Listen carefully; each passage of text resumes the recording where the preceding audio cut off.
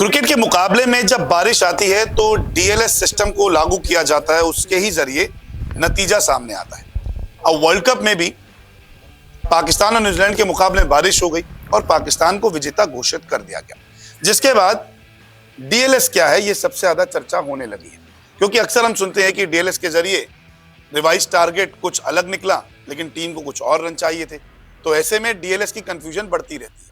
लेकिन इस रिपोर्ट में आपको विस्तार से डीएलएस समझाएंगे कि आखिरकार डीएलएस क्या है, ये कब क्रिकेट में आया था, इसकी कैलकुलेशन क्या होती है, डीएलएस का फॉर्मूला क्या होता है और किस तरीके से डीएलएस का उपयोग क्रिकेट में किया जाता है। मोटे मोटे तौर पे कहें तो डीएलएस को रिसोर्सेज के जरिए देखा जाता है, यानी कि आपने कितने रिसोर्सेज यूज किए और दूसरी टीम ने कितने रिसोर्सेज यूज कर चुके हैं और कितने रिसोर्सेज के जरिए उन्होंने क्या टारगेट अभी तक बनाया है। पूरा खेल जो है यहाँ पे डीएलएस का वो रिसोर्सेज के जरिए। सबसे पहले मैं पाकिस्तान और न्यूजीलैंड के मुकाबले का नतीजा कैसे निकला वो आपको समझाता हूँ। न्यूजीलैंड ने पहले बल्लेबाजी करते हुए 401 रन बनाए थे 6 विकेट के नुकसान पर। पूरे 50 ओवर खेले थे, यानी कि उन्होंने अपने रिसोर्सेज पूरे यूज किए।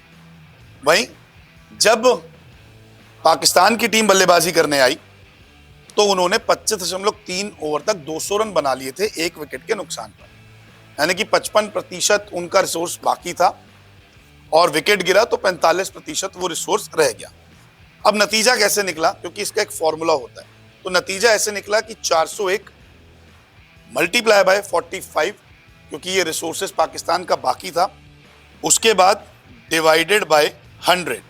तो ये अगर आप कैलकुलेट करेंगे तो ये आपका आएगा 180.45। चूंकि पाकिस्तान 200 रन बना चुका था, इसलिए उसे 21 रनों से विजेता घोषित किया गया।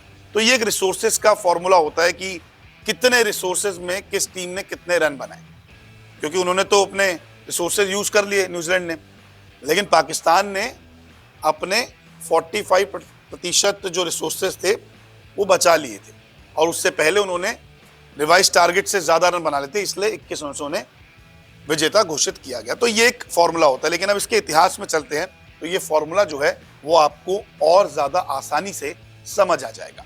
डीएलएस को बारिश के वक्त ही इस्तेमाल किया जाता है, यानी कि बारिश के कारण मैच में रुकावट आती है तो नियम लागू होता है।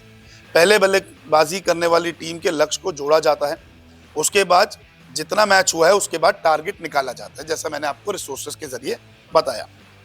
रेफरेंस टेबल की जरूरत होती है, उससे कैलकुलेशन की जाती है। अब जैसे कि टीम ने, एक उदाहरण के तौर पे मैं आपको बताना चाहता हूं, टीम ने 50 ओवर पूरे खेलकर 270 रन बनाए, दूसरी टीम 30 ओवर में 160 4 विकेट के नुकसान पर बना चुकी है और बारिश आ जाती है। दोनों टीमों के रिसोर्सेज को देखा जाता है। रिसोर्सेज मतलब कितने ओवर हुए हैं, कितने विकेट और कितना मैच हुआ। पहली टीम ने 50 ओवर खेले 270 रन बनाए, दूसरी टीम ने 30 ओवर खेले 4 विकेट के नुकसान पर 160 रन बनाए। उस हिसाब से 55% रिसोर्स बचा है।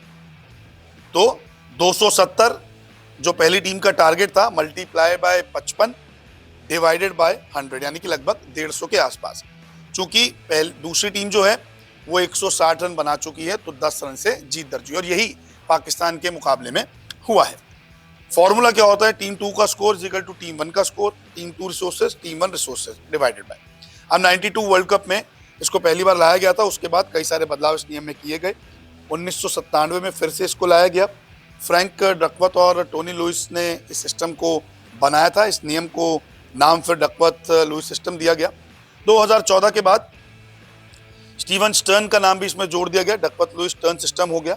और वनडे क्रिकेट में 20 ओवर होने चाहिए अगर ये नियम को लागू करना है, यानी कि रिसोर्सेज पे पूरा ये नियम आधार है कि पहली टीम ने कितने रिसोर्सेज यूज किए, दूसरी टीम ने कितने रिसोर्सेज यूज किए।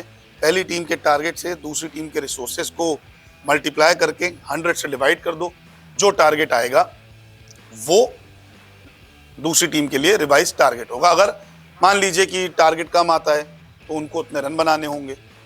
अगर टारगेट मैच खत्म ही कर रहे हैं और टारगेट कम है, जो रिवाइज टोटल ज्यादा है, तो पहली टीम जो है वो जीत जाती है। तो ये डीएलएस का एक नियम होता है और पाकिस्तान भी इसी नियम से जीती है, जिसने पाकिस्तान को सेमीफाइनल की रेस में बनाए रखा है। तो उम्मीद करते हैं कि आपको डीएलएस का सिस्टम समझ आ गया होगा तो आप लोग भी बताइए कमेंट करके कि क्या आपको सिस्टम समझ आया और क्या ये क्रिकेट के लिए सही नियम है कि अगर बारिश आती है तो डीएलएस को लाया जाए।